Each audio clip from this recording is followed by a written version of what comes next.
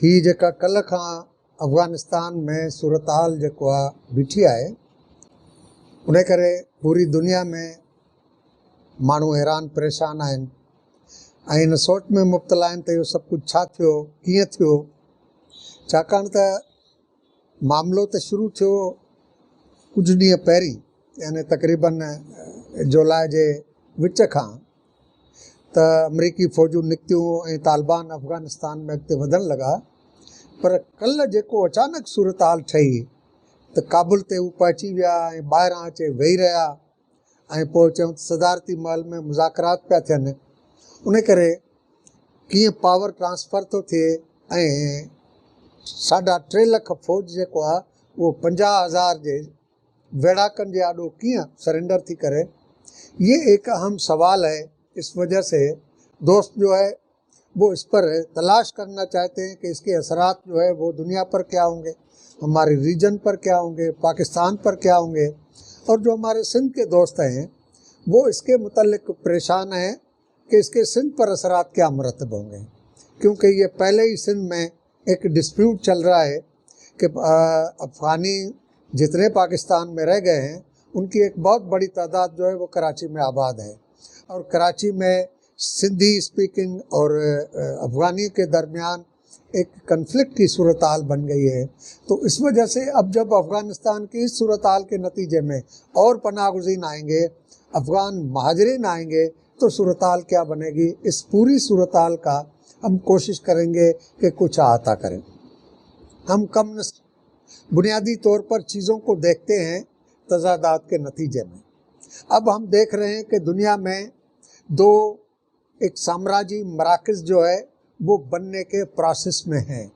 एक पहले से साम्राज्य मरकज़ मौजूद था जिसको वेस्ट के साम्राज्य मरकज़ कहा जाता है, जिसको अमेरिका लीड कर रहा है, और दूसरी तरफ चीन की क़यादत में एक नया साम्राज्य मरकज़ इकट्ठा हो रहा है। क्योंकि हमारा नुक्ते नज़र है कि चीन भी कोई सोशलिस्ट मुल्क नहीं है, वहाँ पर बिलाशक कम्युनिस्ट पार्टी हुक्मरानी कर रही है, लेकिन वो इसी तरह जैसे पाकिस्तान में जुल्फ़िकार अली भुट्टो ने पीपल्स पार्टी बनाई थी अवाम की पार्टी के नाम से, सोशलिज़म के प्रोग्राम के नाम से, लेकिन वो यहाँ के वडेरों और जागीरदारों की एक पार्टी थी। तो चाइना में भी कम्युनिस्ट पार्टी जो है वो बुनियादी तौर पर वहाँ के सरमाएदारों की पार्टी है। अब इन दो मराकज़ के दरमियान आलमी मंडी पर तकसीम के सवाल पर टकराव है, और ख़ास तौर पर 2007 से लेकर 2010 तक आलमी सरमाएदारी निज़ाम में जो इन्हतात आया, जो क्राइसिस आया, और वो क्राइसिस जो है वो मुसलसल 4 साल तक चलता रहा। उसके नतीजे में इजाफी पैदावार के बहरान ने सरमाएदारी को एक ऐसे बहरान में मुब्तला कर दिया कि स्टेगनेशन हो गई। यानी एक तरफ जो है वो महंगाई बढ़ रही थी, दूसरी तरफ जो है चीज़ें बेइंतहा मार्केट में मौजूद थी, और तीसरी तरफ जो है मेहनत कश तबका बेरोज़गार हो रहा था, क्योंकि पैदावार इजाफी हो गई। साइंस और टेक्नोलॉजी की तरक्की के नतीजे में कम अफरादी क़ुव्वत की ज़रूरत पेश आई, तो मार्केट सुकड़ गया, पैदावार बढ़ गई, डंप होने लगी, और नए मार्केटों की तलाश होना शुरू हो गई। और इस वजह से चाइना जो है वो तेज़ी से आगे बढ़ा, और उन्होंने America, Japan, Germany, France, UK यानी वो सरमाएदाराना सनती मराकज़ जो आज तक लीड कर रहे थे, उनसे मार्केट जो है वो छीनना शुरू कर दी। ये अलग हकीकत है कि अमेरिका और जापान, ये दोनों की कोशिश है कि अब वो हाईटेक पर चले गए हैं। जापान भी, जर्मनी भी हाईटेक पर चला गया है, फ्रांस भी हाईटेक पर चला गया है, लेकिन ख़ुद उनके अपने मुल्क के अंदर कंज्यूमर मार्केट जो है, इलेक्ट्रॉनिक मार्केट जो है, वो सारा का सारा जापान ने कब्ज़ा कर लिया। उसके नतीजे में जो फ्लाइट ऑफ कैपिटल हमारे जैसे मुल्कों से चीन की तरफ हो रही थी, वो तो अपनी जगह। छोटी सी मिसाल है कि हमारी चाइना के साथ बायलैटरल ट्रेड जो है वो अभी ताज़ा आदाद व शुमार तो नहीं आ रहे, लेकिन 2019 में हम $2 अरब का सामान भेजते थे चाइना को, और उसके बदले चाइना का माल पाकिस्तान में $12 अरब का आ रहा था। अब अमेरिका से चाइना को जो ट्रेड हो रही है باہمی تجارت جس کو بائیلیٹرل ٹریڈ کہا جاتا ہے اس میں ایک بہت بڑا گیپ آ گیا ہے۔ یہی صورتحال برطانیہ کی، جرمنی کی اور فرانس کی ہو گئی ہے، جاپان کی ہو گئی ہے۔ تو اس کی وجہ سے چین کی جب تجارت زیادہ ہو رہی ہے تو وہاں سے ڈالر زیادہ فلائٹ کر رہے چین کی طرف، اس سے وہ ممالک پریشان ہیں، اور وہ چین جو ہے اب فوجی قوت بھی بنتا جا رہا ہے، اور انہوں نے جو نئے منصوبے شروع کیے ہیں جن کو او بور کہا جاتا ہے، ون بیلٹ ون روڈ، جس کے تحت وہ ایشیا کو ایک طرف افریقہ سے ملا رہا ہے، دوسری طرف ایشیا سے نکل کر جنوبی ایشیا سے جاپان تک ملا رہا ہے، اور اس طرح جو ہے وہ سینٹرل ایشیا سے رشیا سے ہوتا ہوا بلیک سی سے مشرقی یورپ اور مغربی یورپ کی طرف بڑھ رہا ہے، اور یورپ سے جو ہے وہ ایک ٹیوب کے ذریعے بحر الکاہل سے گزرتا ہوا امریکہ اور لاطینی امریکہ تک پہنچ رہا ہے۔ اس وجہ سے دنیا پوری پریشان ہے، اور IMF کی رپورٹ ہے اور ورلڈ بینک کی کہ اگر یہ تمام منصوبے چائنا نے مکمل کر لیے، اس کے باوجود مکمل ہونے کے بعد بھی چائنا کے پاس اتنے ریزروز ہوں گے جتنا اس پر خرچہ آ چکا ہوگا۔ تو اس وجہ سے امریکہ اور اس کے اتحادی چائنا کو ڈاؤن کرنا چاہتے ہیں، اس کو ایک کرائسس میں مبتلا کرنا چاہتے ہیں، اور اس کرائسس میں انہوں نے پہلے جو اٹیمپٹس کیے وہ 3 اٹیمپٹ تھے، 3 کوششیں تھیں۔ ایک کوشش یہ تھی کہ چین کو جن جن ممالک میں ٹریڈ روٹس جو سمندری راستہ ہے وہاں پر چین نے امریکہ کے مد مقابل بحری اڈے قائم کرنا شروع کر دیے، تو امریکہ نے کوشش کی کہ ان ممالک کو ڈی اسٹیبلائز کر کے وہاں پر ان کے بحری اڈے وہاں سے اٹھائے جائیں۔ اس دوسرا جو عمل کیا انہوں نے وہ ساؤتھ چائنا سی میں جو 300 کے قریب جزیرے ہیں جن پر چین کا دعویٰ ہے کہ ہمارے ہیں، جاپان کا دعویٰ ہے کہ ہمارے ہیں، ویتنام کا، آسٹریلیا کا، ساؤتھ کوریا کا، اس طرح کے ان ممالک کا دعویٰ ہے کہ وہ ہمارے ہیں، چائنا کو جانے نہیں دے رہے، جبکہ چائنا نے ایک مصنوعی جزیرہ بنا کر آف شور جو ہے جا کر پائپنگ کر کے اسے ایکسپلور کیا ہے۔ اسے چائنا اور دنیا کو پتہ چلا ہے کہ وہاں پر تیل، گیس اور منرلز کے بے شمار ذخائر موجود ہیں۔ تو ان ممالک نے مل کر ایک ٹریٹی، ایک معاہدہ کیا ہے جس میں امریکہ، جاپان، آسٹریلیا، اب انڈیا بھی اس کا حصہ بن گیا ہے، اور ساؤتھ کوریا اس کا حصہ ہے، اور فارموسا تائیوان اس کا حصہ ہے، یہ مل کر وہاں ایکسرسائزز کرتے ہیں، جس کے نتیجے میں چائنا کے جہاز جو امریکہ سے، واشنگٹن سے، چلی سے، بولیویا سے نکلتے ہیں، ان کا یہاں پر آ کے چوک ہو جاتے ہیں کہ وہ انڈیا سے آگے ساؤتھ چائنا سی کی طرف نہیں جا پا رہے، کیونکہ وہاں آئے دن فوجی ایکسرسائزز ہوتی ہیں، وہاں سے جہازوں کا گزرنا مشکل ہو جاتا ہے۔ تیسرا سوال جو ہے وہ انہوں نے کیا کہ افریقہ میں جتنے تیل، گیس اور قیمتی معدنیات ان کے ہاتھ آئی تھی یا برما میں آئی تھی، وہاں پر انہوں نے سول وار شروع کرائی۔ سوڈان کو انہوں نے تقسیم کرا دیا، ڈارفور میں کرسچنز اور مسلمز کے درمیان سوڈان کے صوبے میں لڑائی شروع ہو گئی۔ اس لڑائی کے نتیجے میں سول وار میں اتنے لوگ مرے اور وہ معاملہ UN میں پہنچا، اور UN نے قرارداد پاس کر کے وہاں ریفرینڈم کا مطالبہ کیا، فیصلہ کیا، ریفرینڈم سے ڈارفور آزاد ہو گیا، اور انہوں نے پھر چائنا سے کہا کہ آپ کے معاہدے سوڈان کے ساتھ تھے، لہٰذا یہاں سے آپ نکل جائیں، اور چائنا کو وہاں سے نکلنا پڑا۔ یہ جو برما کا بحران ہے جس کے نتیجے میں آنگ سان سوچی کی حکومت ختم ہوئی ہے، وہاں پر بھی اراکان اسٹیٹ جو ہے، وہاں پر اراکان کے جو سب سے بڑے پہاڑ ہیں جو بنگلہ دیش اور برما کو ایک دوسرے سے الگ کرتے ہیں، وہاں پر نیچرل ریسورسز، تیل اور گیس بہت بڑے پیمانے پر چین نے نکالا ہے، جس کو امریکہ نے پاکستان میں کراچی میں آباد جو برمی ہیں، اراکانی مسلمان ہیں، جن کا آئیڈیالوگ جو ہے وہ مولانا قدوس اراکانی ہے، ان کی قیادت میں ایک تنظیم بنائی ہے اراکان سالویشن فرنٹ، جس نے وہاں پر جا کے لڑائی کی۔ بدھوں اور مسلمانوں کے درمیان لڑائی ہوئی، اور مسلمانوں کے 4 لاکھ سے زیادہ افراد جو ہے وہ مجبور ہوئے بنگلہ دیش مائیگریٹ کرنے میں۔ تو سول وارز ان تمام علاقوں میں امریکہ اور ویسٹرن الائز نے پیدا کی جہاں پر چائنا کے انٹرسٹ پورے ہو رہے تھے۔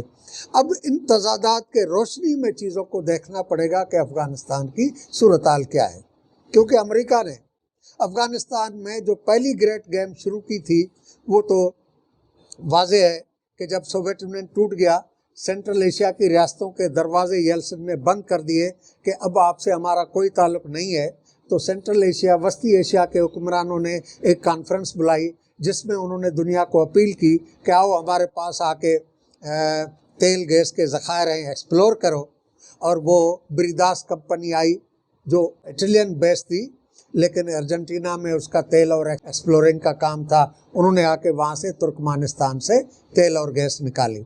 اب اس کو پائپنگ کرنی تھی تاکہ سمندر تک پہنچے اور وہاں سے کنٹینر جو ہے دنیا میں ٹریڈ کریں، لیکن افغانستان میں امریکہ نے طالبان کو کھڑا کر دیا اور وہ منصوبہ معطل ہو گیا۔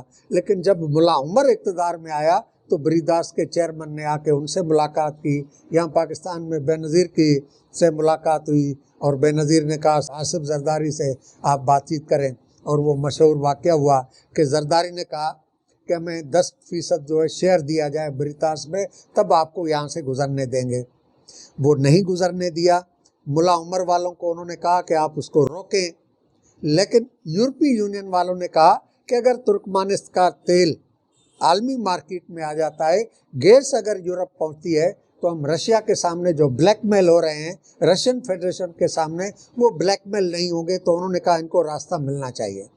تو انہوں نے احمد شاہ مسعود کو یورپین پارلیمنٹ میں بلایا اور انہوں نے وہاں پر تقریر کرتے ہوئے کہا کہ جو قوتیں ملا عمر سے، طالبان سے ایگریمنٹ کرنا چاہتے ہیں، ان کو نہیں بھولنا چاہیے کہ افغانستان کا 40% علاقہ ہمارے پاس ہے، لہٰذا پہلے ہمارے یہاں سے پائپ گزرے گے۔ تو اب امریکہ کے لیے مصیبت ہو گئی، انہوں نے احمد شاہ مسعود کو تو مروا دیا، لیکن وہ معاملہ پروجیکٹ رک گیا۔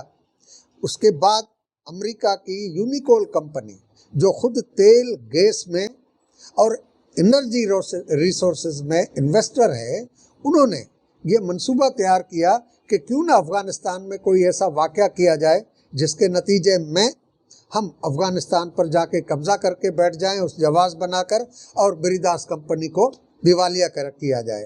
اور انہوں نے وہ زیگنیو برزینسکی جو امریکہ کی ایک تھنک ٹینک ہے جس کا سربراہ ہے امریکہ کا سابق وزیر دفاع جو نکسن کے زمانے میں تھا، زیگنیو برزینسکی ڈاکٹرائن کے تحت جو ہے افغانستان میں یہ لوگ تیار کیے گئے، جو امریکن CIA نے اسامہ بن لادن کے خاندان کے ساتھ جوائنٹ وینچر کر کے ورلڈ ٹریڈ سینٹر کو گرایا، اور وہ بہانہ بنا کے افغانستان میں آ کے بیٹھ گئے۔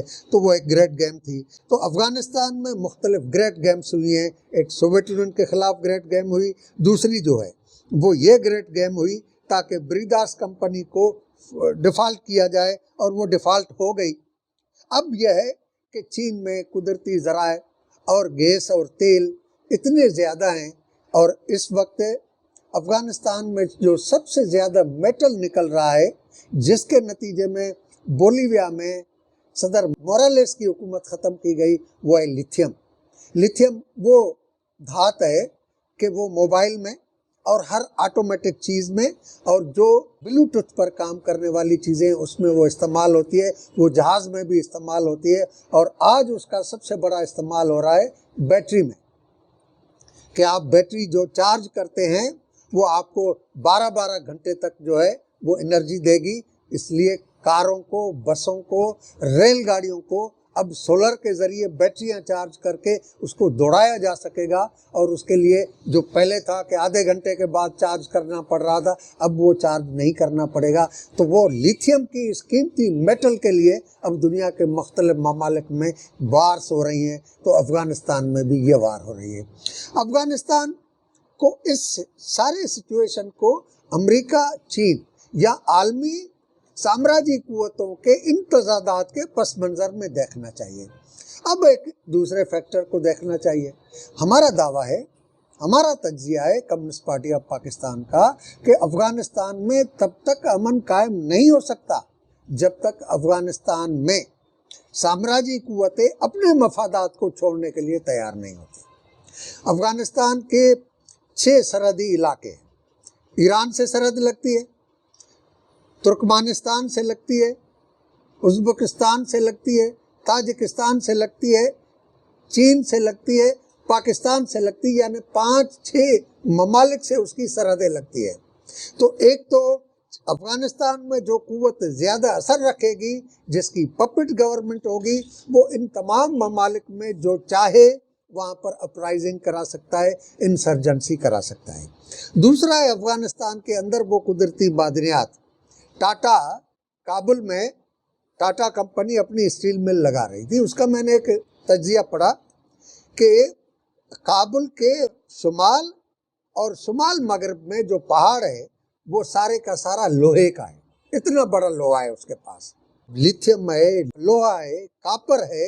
इस तरह की जो मादनियात है उस पर कब्जा करने के लिए अफगानिस्तान में साम्राज्य ममालिक की लड़ाई हो रही है। और तीसरी बात जो है वो ये है कि चीन ने अमेरिका की नेटो की फौजों की मौजूदगी में जो थोड़ा बहुत अमन कायम हुआ, उसके नतीजे में उन्होंने वहाँ पर बेशुमार इन्वेस्टमेंट कर ली और एक्सप्लोर कर ली नेशनल रिसोर्सेज को, और उन्होंने ट्रेन रेलगाड़ी भी जो है पहुँचा दी। अब अमेरिका चाहता है कि चीन को वहाँ से भगाया जाए, जिस तरह उन्होंने अराकान बर्मा से भगाया, जिस तरह उनको सूडान के दारफोर से भगाया, इसी तरह वो यहाँ से भगाना चाहते हैं। और दूसरी तरफ चाइना के अंदर वो अपराइजिंग कराना चाहते हैं।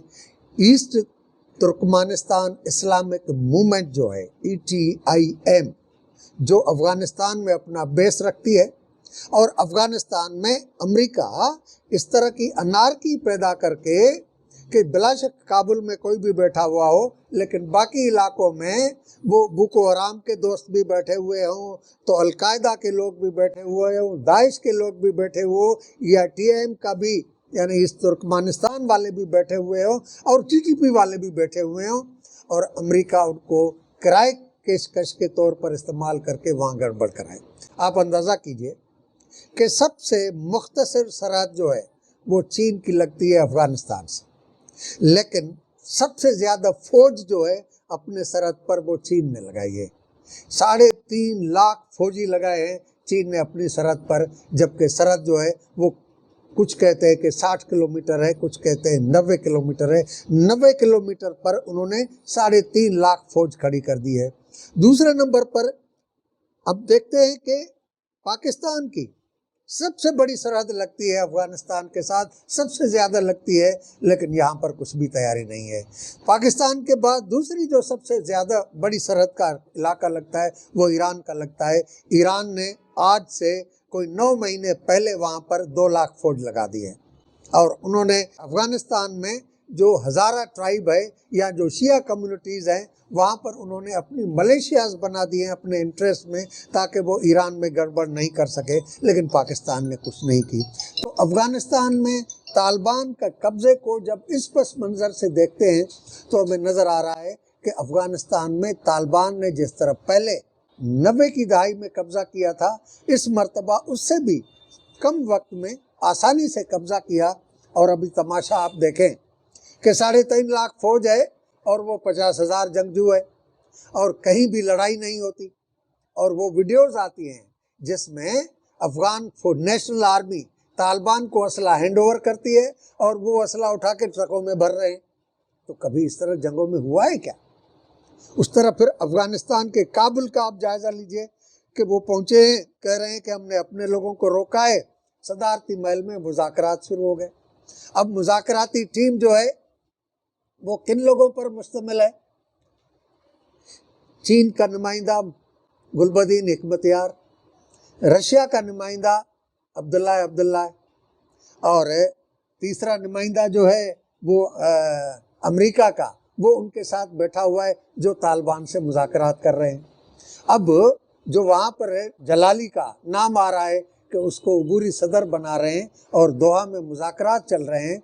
तो ये सारा अमेरिका की मंसूबा है। मैं तो ऐसे समझता हूँ कि अमेरिका की ट्रेंड फौज से अमेरिका की एक दूसरी तैयार किए हुए लश्कर ने आके अफ़गानिस्तान का इंतज़ाम संभाला है। अब इसके असरात दुनिया पर क्या पड़ेंगे?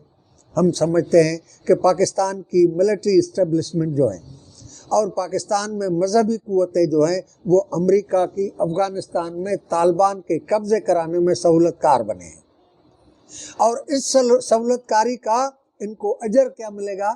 ان کو اجر یہ ملے گا کہ چند جنرلوں کو اور چند ان مذہبی عالموں کو تو بے شمار دولت ملے گی، وہ جا کے یورپ میں اور امریکہ میں اپنے خاندانوں کو سیٹل کریں گے، بڑے بڑے کاروبار بنائیں گے.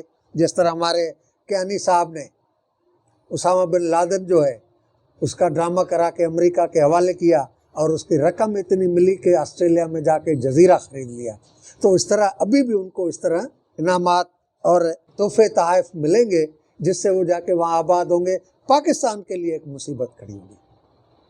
پاکستان میں ایک تو مصیبت یہ کھڑی ہوئی کہ خود یہاں پر اس طرح کی جو دہشت گرد قوتیں ہیں، جو ملیٹنٹ قوتیں ہیں، ان کو مہمیز ملی، ان کو ایک تقویت ملی. اب وہ پھر بڑے اکڑ کے جو ہے اس ملک کے اندر اپنی توانائی دکھانے کی، چیزوں پر اثر انداز ہونے کی کوشش کریں گے. لیکن ہماری ملٹری اسٹیبلشمنٹ اور ریاست پر جو قابض قوتیں، چلانے والی قوتیں ہیں، ان کو نہیں بھولنا چاہیے کہ امریکہ بہت دھوکے باز ہے. امریکہ بہت دھوکے باز ہے. جتنے آپ دھوکے باز ہیں اس سے بڑا امریکہ دھوکے باز ہے. آپ سے کام بھی لیا ہے اور یہی ٹی ٹی پی اور دوسری ملیٹنٹ قوتوں کے معرفت جب وہ چین میں گڑبڑ کرائیں گے تو پاکستان میں بھی گڑبڑ کرائیں گے. پاکستان محفوظ نہیں رہے گا.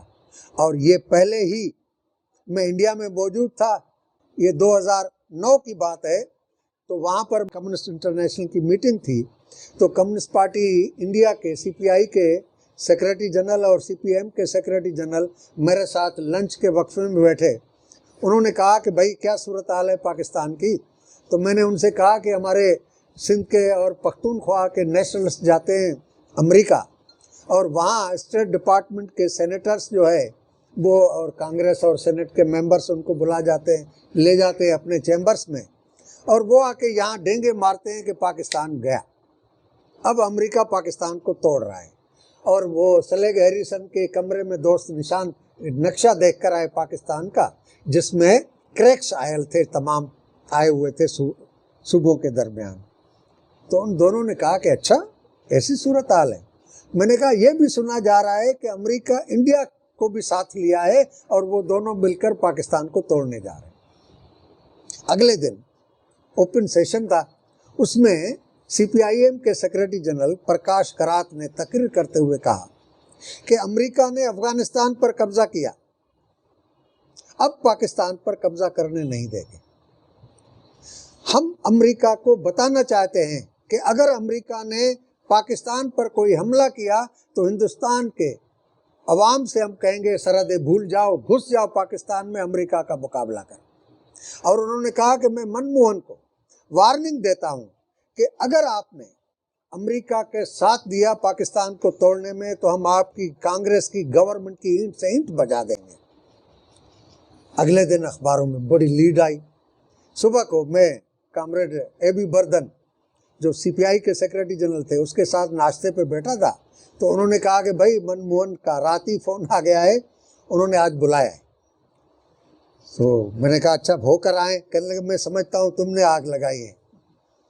وہ مل کر آئے، رات کو بیٹھے تو مجھے بتایا کہ منموہن نے کہا کہ آپ کو کس نے کہا ہے کہ ہم نے امریکہ کو پاکستان کو توڑنے میں مدد دینی ہے. اب منموہن کو تو پتا تھا کہ پاکستان سے کون آیا ہے، تو انہوں نے کہا کہ بھائی ہمیں امریکی صدر نے کہا کہ پاکستان ایک علاقے کے اندر بہت بڑا ناسور بن چکا ہے، اب اس کو ختم کیے بغیر اس آرمی سے جان نہیں چھوٹے گی، لہٰذا پاکستان کو ختم کرنے کی ضرورت ہے. ہم نے ان سے کہا کہ نہیں، آپ کی غلط اسیسمنٹ ہے. اگر پاکستان ٹوٹے گا تو پختونخوا افغانستان کا حصہ بن جائے گا، اور وہاں پر پہلے ہی اسلامک ملیٹنسی اتنی پھیلی ہوئی ہے کہ وہاں پر پورے پاکستان کے ایک سیکولر کلچر میں وہ ایڈجسٹ ہو جاتی ہے، ڈائلیوٹ ہو جاتی ہے. اگر وہ الگ ہو گیا تو وہ سمجھو افغانستان کی صورتحال بن جائے گی. پنجاب میں وہ پارٹی اقتدار میں آتی ہے جو ان مذہبی قوتوں کے ساتھ ایڈجسٹمنٹ کرتی ہے جن کے مدرسوں کے لیے آفیشلی بجٹ سے رقم دیتی ہے. تو اس کی معنی پنجاب میں بھی مذہبی قوتیں قبضہ کر لیں گی. تو آپ ایک افغانستان کے بجائے پاکستان کو توڑ کر 3 افغانستان کیوں بنانا چاہتے ہیں؟ ہم آپ کا ساتھ نہیں دیں گے. تو کر لیں گے. اس کے بعد ان کے وزیر خارجہ نے ہمارے وزیر خارجہ کو کئی بار سمجھانے کی کوشش کی کہ پاکستان کو توڑیں، ہم نے جواب دیا۔ اس کے بعد پینٹاگان کا چیف آیا، ہندوستان کے فوج کے سربراہ سے ملا، آرمی چیف سے، ان سے کہا کہ آپ اپنی گورنمنٹ کو کنونس کریں، پاکستان کو اب ختم کرنا چاہیے۔ تو ہمارے آرمی چیف نے ان سے کہا کہ بھائی سوچ لو، منموہن سرکار نے آپ کو پہلے سے جواب دے دیا ہے، اب ہم آپ کو بتا رہے ہیں کہ اگر آپ نے پاکستان کو توڑنے کی کوشش کی تو انڈین آرمی پاکستان بچانے کے لیے آگے آئے گی۔ تو منموہن نے کہا کہ آپ کو یقین ہونا چاہیے ہم پاکستان کے خلاف امریکہ کی توڑنے کی کسی سازش کا حصہ نہیں بنیں گے۔ اب اس کی معنی امریکہ کے یہ منصوبے موجود ہے۔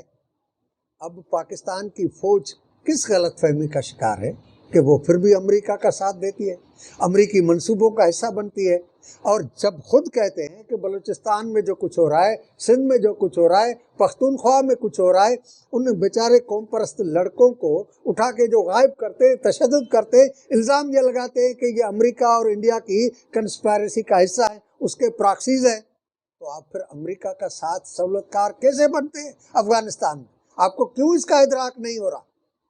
اور اب کیا پتا کہ افغانستان سے جو یہاں لوگ آئیں گے مہاجرین کی صورت میں، ان میں کون سے ٹی ٹی پی والے ہوں گے، کون سے داعش والے ہوں گے۔ اور پہلے ہی داعش کو جب شکست ہوئی سیریا میں، اور وہاں پر کردوں نے، جو سیریا کا صوبہ ہے، وہاں پر ان کے 10,000 لوگ گرفتار کر لیے، اس کے بعد جو بھاگے ہیں داعش کے سپاہی، وہ پاکستان والے اسلام آباد ایئرپورٹ پر بھی اترے، کراچی ایئرپورٹ پر بھی اترے، یہ ڈان کی رپورٹ ہے۔ تو داعش کی جڑیں پہلے سے موجود ہیں۔ اب افغانستان کی صورتحال کے نتیجے میں جو لوگ آئیں گے وہ یہاں پر کیا کچھ کر سکتے ہیں، پاکستان کی اسٹیٹ کو، پاکستان کی اسٹیبلشمنٹ کو سوچنا چاہیے۔ یہ بغلیاں بجانا کہ افغانستان میں ان کی بنائی ہوئی قوتوں نے قبضہ کر لیا ہے، یہ کہتے ہیں کہ ہمارا اثر نہیں چلتا۔ ارے بھائی، جب میرے خاندان جو ہے وہ آپ کے پاس یرغمال ہو تو میں آپ کے فیصلے کے بغیر کیسے کام کر سکتا ہوں؟ یہ جتنے بھی افغان کمانڈر ہیں، افغانستان کے وہ تمام لوگ جو دوحہ میں بیٹھے ہوئے ہیں، افغانستان کے وہ تمام لوگ جس کو شورا کہا جاتا ہے، ان کے خاندان اسلام آباد میں بیٹھے ہوئے آپ کے پاس یرغمال ہیں۔ اب وہ آپ کا کہنا نہیں مانتے، کیسے دنیا مانے گی کہ وہ آپ کا کہنا نہیں مانتے؟ تو اس وجہ سے پاکستان کے لیے خطرات بڑھ گئے۔ اب اس کا جو نتیجہ ہوگا، چین میں بہت بڑے پیمانے پر اس کا ریئیکشن ہوگا۔ چین میں اس ترکمانستان کی قوتوں کو وہاں پر لڑائی کرائیں گے، چین میں گوریلا جنگ شروع ہو جائے گی، تیز ہو جائے گی، ادھر تاجکستان، ازبکستان، ترکمانستان میں ہو جائے گی، ایران میں اگر شروع ہوئی تو افغانستان کے اندر شیعہ ملیشیاز ہو سکتا ہے کہ طالبان سے لڑائی کرنا شروع کر دیں۔ اس وجہ سے ذرا مشکل ہے۔ لیکن پاکستان تو نہ ایران کو اعتماد میں لیا ہے اور نہ اور پڑوسیوں کو۔ آج چین بھی پاکستان پر شک کر رہا ہے کہ پاکستان جو ہے ڈبل گیم کھیل رہا ہے ہمارے ساتھ بھی، جس طرح وہ امریکہ کے ساتھ کرتا رہا۔ اس وجہ سے میں کمیونسٹ پارٹی آف پاکستان کے سیکریٹری جنرل کی حیثیت سے یہ پارٹی کا موقف بیان کر رہا ہوں کہ پاکستان ہر طرف سے خطروں میں گھر چکا ہے۔ پاکستان کی اسٹیبلشمنٹ کو آنکھیں کھولنی چاہیے کہ یہ خطرات صرف یہاں کے عوام، یہاں کے دھرتی کے باسیوں اور یہاں کی عام زندگی گزارنے والوں کے لیے نہیں ہے، بلکہ آپ کی اسٹیبلشمنٹ کے لیے بھی یہ خطرات موجود ہیں۔ آپ یہ بھول رہے ہیں کہ پرویز مشرف پر جتنے اٹیکس ہوئے، کتنے فیصد جو ہے وہ سیکولر قوتوں کی طرف سے ہوئے تھے، وہ تمام ان قوتوں کی طرف سے ہوئے تھے جن کو آپ پالتے ہیں۔ جی ایس کیو پر جو اٹیک ہوا وہ کس نے کیا؟ انہی قوتوں نے کیا۔ اور جی ایس کیو کے اندر جن لوگوں نے اس پائلٹ کو جا کے ترغیب دی کہ کور کمانڈرز کی میٹنگ میں جا کے بم گراؤ، سب کو مارو کیونکہ امریکہ کے ایجنٹ ہے، وہ کہاں کا تھا؟ وہ آپ کی فوج کا تھا۔ اس کی معنی آپ کی فوج کے اندر وہ قوتیں بیٹھی ہوئی ہیں اور آپ بغلے بجا رہے ہیں۔ آپ کے جو طوطے ہیں، جو طوطے مینا کی کہانیاں سناتے ہیں ٹی وی اور یوٹیوب چینلز پر، وہ خوشیاں منا رہے ہیں، ان کو خوشی ہو رہی ہے کہ افغانستان میں یہ ہوا۔ افغانستان کے عوام کا قتل ہوا ہے، افغانستان کے عوام کی بربادی ہوئی ہے۔ ایک سویلائز افغانستان جو ہے وہ آپ کی لڑائیوں کے نتیجے میں، آپ کی امریکہ کے ساتھ सहूलत कारी के नतीजे में उनकी वो कल्चर तबाह हुई है। फिर उसको बार बार धकेल कर कबायली कल्चर की तरफ और स्लेवरी कल्चर की तरफ धकेलने की कोशिश करते हैं। यही नतीजा है कि अफ़गानिस्तान के लोग जो है वो पाकिस्तान के खिलाफ मुजाहरे करते हैं। अब बात है कि पाकिस्तान में अगर ये आ जाते हैं तो सिंध में तो बहुत बड़ा मसला है, क्योंकि सिंध में ख़ास तौर पर कराची, उसकी डेमोग्राफी, उसकी जो स्टेटिक्स है आबादी की, वो इतनी बिगड़ चुकी है कि वहाँ पर सिंधी जो है वो उतने तनासब में है ही नहीं जितने बाहर से आने वाले आबाद हैं। चलो महाजिर तो हमने तस्लीम कर लिया कि उनका अब यही वतन है, उनका जीना मरना सिंध से है, बिलाशक आज न माने उनको मानना पड़ेगा कि वो सिंधी हैं और सिंधी रहकर उनको इसी वतन की हिफाजत के लिए बाकी इंडिजीनियस पॉपुलेशन के साथ मिलकर सिंध के हुकूक के लिए लड़ना पड़ेगा। वो लोग जो यहाँ पर 40-50 साल से रह रहे हैं और जिनके ख़ानदान मरते हैं तो यहीं दफन करते हैं, जो कमाते हैं यहीं खाते हैं, वो ज़बान बिलाशक पश्तो बोल रहा हो, पंजाबी बोल रहा हो, बलोची बोल रहा हो, कोई भी ज़बान बोल रहा हो, वो हम सिंध का बाशिंदा है और सिंधी लोग उसे कबूल करने को तैयार हैं। जब सिंध का सबसे बड़ा कॉम्परस लीडर जो है, थ्योरोटिशन, आइडियालॉग, वो एक अरब हो सकता है, GM सैयद, जो आके सिंध में आबाद होने के बाद सिंधी बन गया, सिंध के मफादात के लिए लड़ा। आज जितने सिंध के कौम परस लड़ाइयाँ लड़ रहे हैं उनमें मेजॉरिटी उन लोगों की है जिनके आबा और अजदाद यहाँ की पैदावार नहीं है, बाहर से आए, लेकिन वो आके यहाँ पर आबाद हुए, इस धरती के मुहाफिज बन गए। इसी तरह ये लोग भी यहीं के मुहाफिज बन जाएंगे, सिंधी कौम में एसिमिलेशन होगी, लेकिन ये सिलसिला बाहर के आने वालों का कब तक जारी रहेगा? एक तो ये आबादी के तनासब गड़बड़ होगी। दूसरी बात कि ये वहाँ की कल्चर ले आते हैं।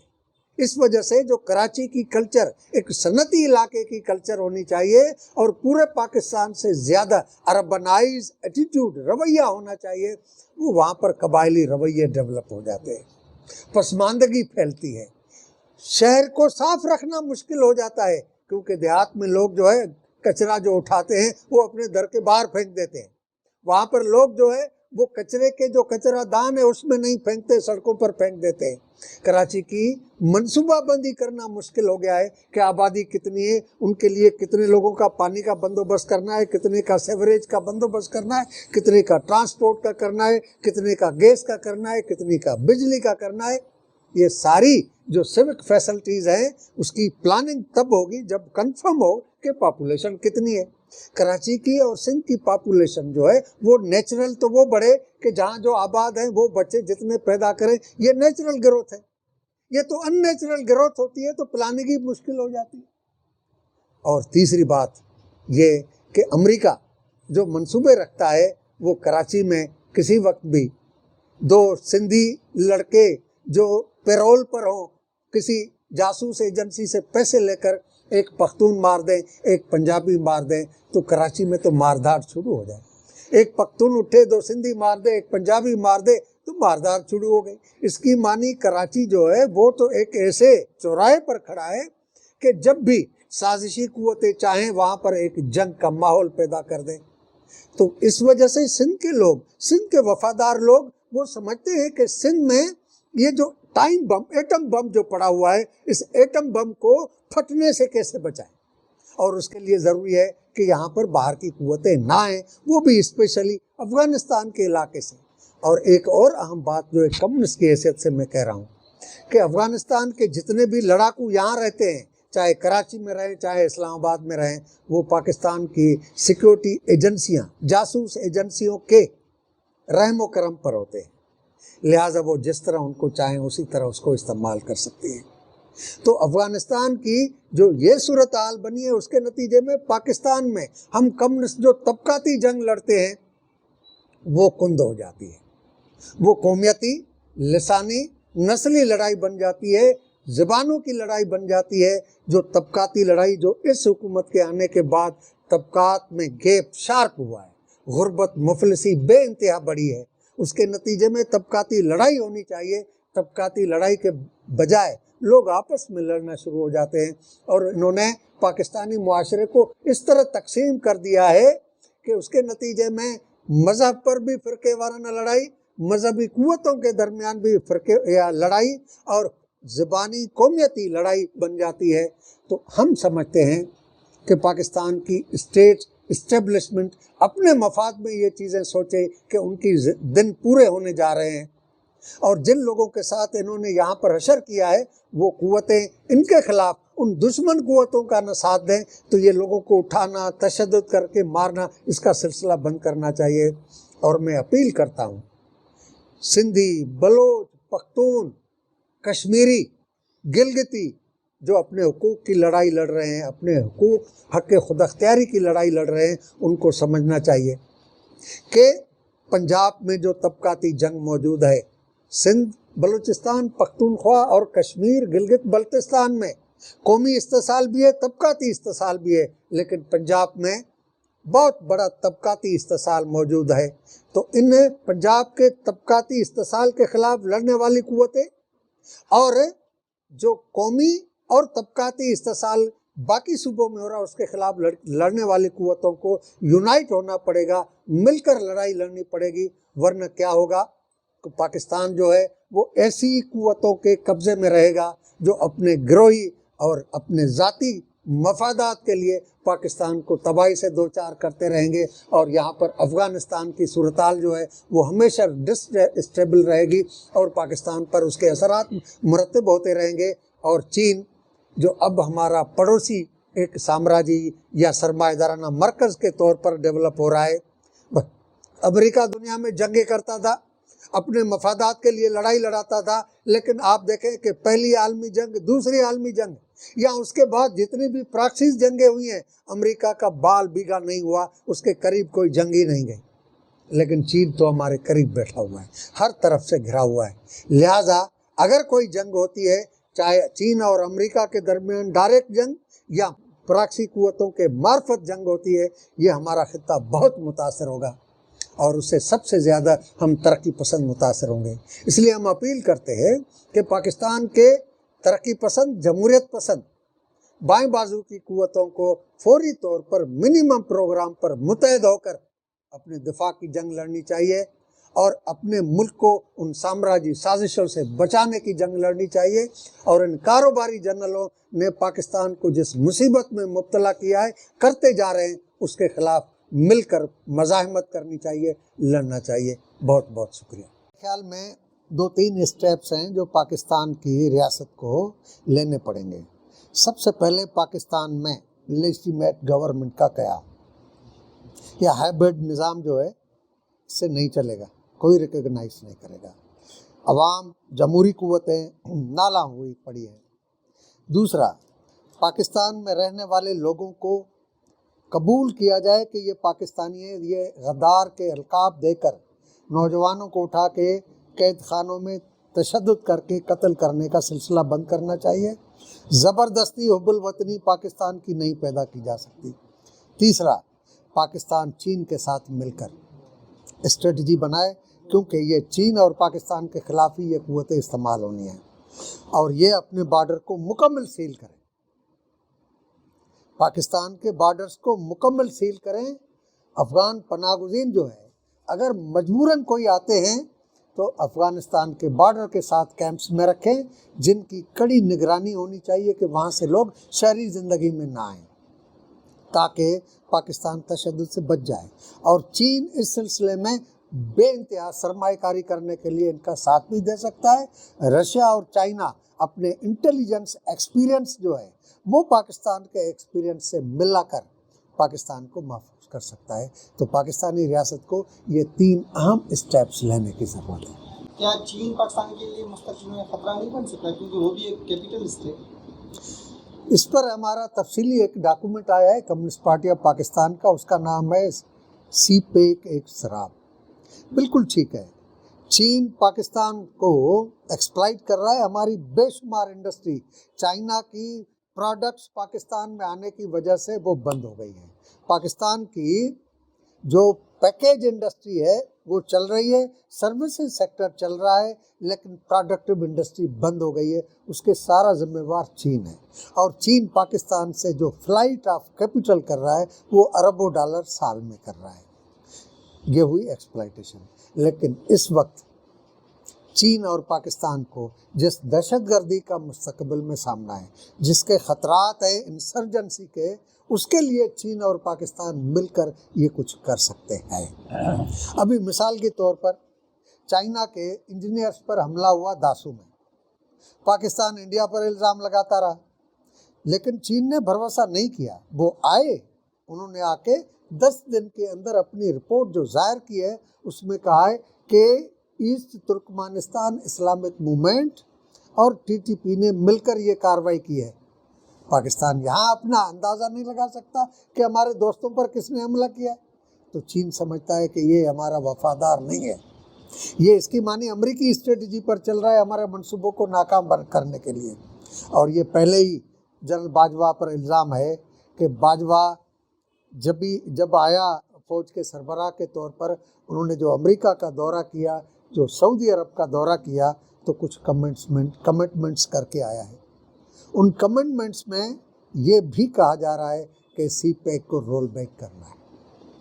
دوسرا کہا جا رہا ہے کہ کشمیر پر سمجھوتا کرنا ہے، جو عملی طور پر دونوں نظر آ رہے ہیں، اور اس کی ایکسٹینشن بھی کہا جاتا ہے اسی وجہ سے بھی۔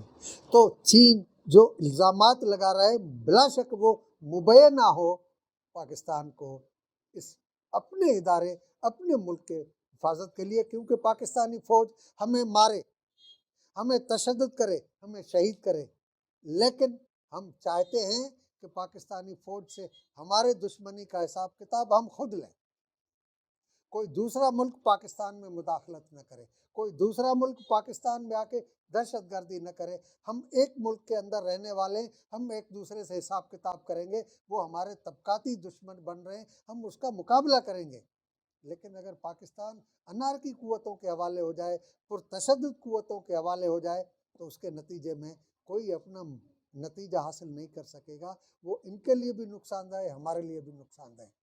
لہٰذا پاکستان، چین، رشیا، ایران یہ مل کر طالبان کو کنٹین کریں، ان کو وہاں سے نکلنے نہ دیں۔ یہ حکمت عملی اختیار کریں۔